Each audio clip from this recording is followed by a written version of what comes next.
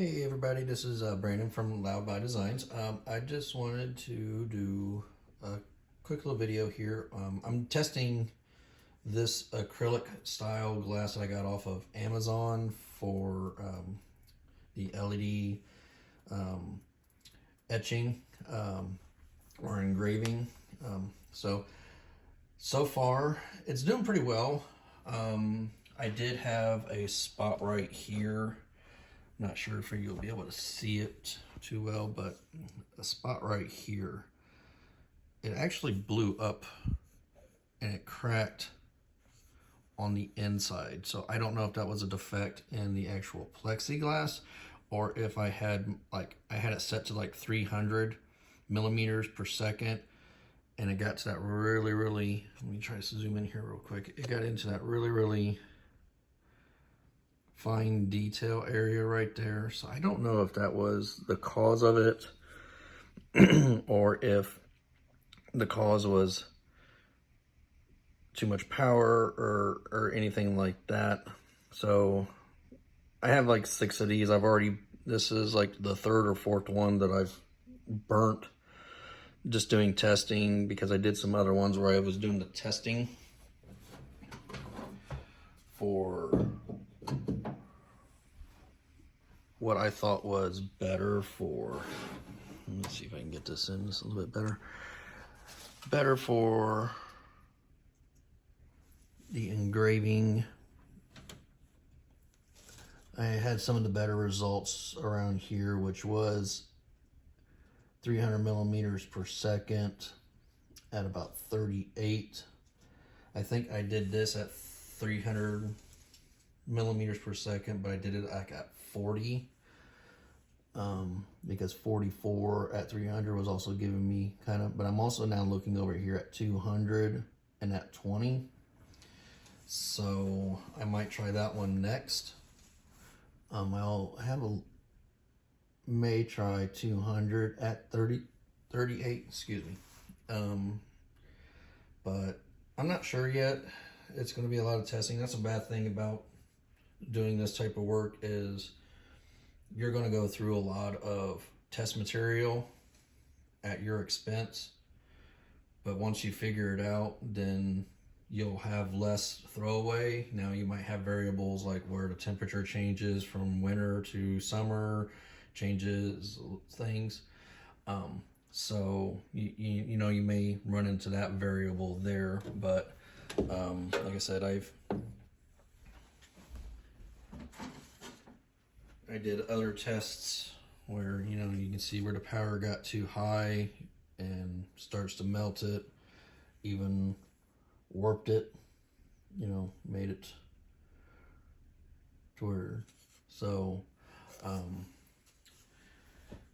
you also, the other thing you got to remember too, if you're doing something like this, is you need to make sure that you are doing a solid black background. I've seen some people paint the background black, but when you're doing clear with diode, you got to make sure that you have something solid for the laser to basically focus on, and because it's going to just shoot right through the acrylic, and then acrylic, sorry, and then it's going to burn the image, and then basically it's going to stop, and then when it stops there, it's going to burn the back side of the acrylic, and that's where your engraving is going to be. So you make sure you don't want to mirror the image, because then if you do, when you turn it around, this is going to be the rough side of the burnt side, and instead of it being just smooth on this side and rough on this side.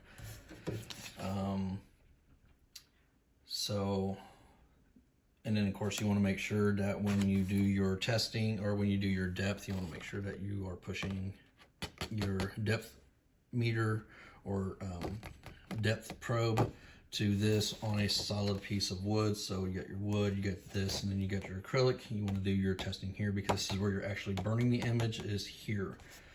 You can see where the plexiglass right here was getting too hot and was vaporizing outward. So like I said, a lot of testing.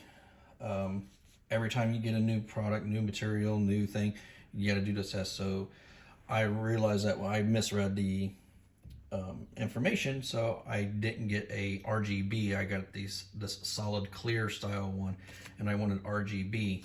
So now I got to purchase the puck ones with the RGB, and then I got to start my testing all over again. I got multiple items over here where I've bought a Stanley cup just so I can do a test.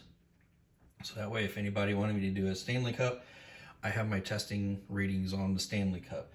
I got cups that I've gotten from Amazon. This is from Amazon. So anytime that you purchase something new, I recommend doing one of these tests, so that way you know, so that way you're not burning and going through potential client stuff and you're wasting stock. You have a guideline to go off of, especially on the clear stock. So again, you know,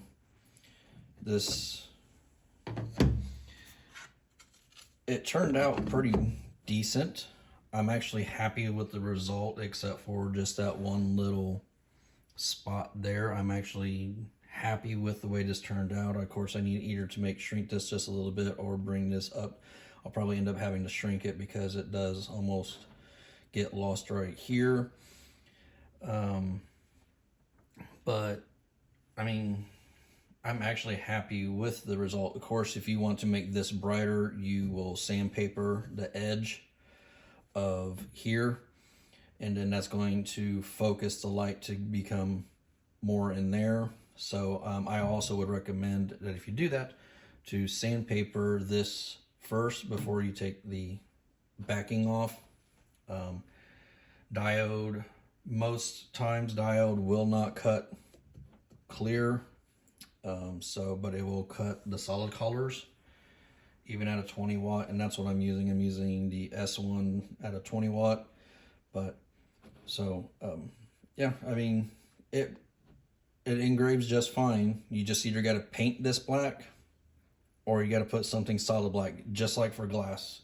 You either got to paint the glass, well, glass you have to basically paint it, just because a lot of times it's going to be like a glass mug or something like that, so you really can't put something solid black behind it. But you need to etch it on black acrylic paint or something.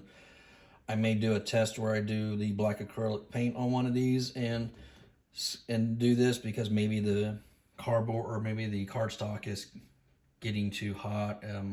Maybe it's catching on fire. I don't know what it was doing to cause this. So my next one, I may paint a small layer of black acrylic paint that can easily wash off, redo this test and see at the same speeds of 300 and all the other stuff like that to see which result I get is better. So I may make another updated video on that. So I hope this helps out.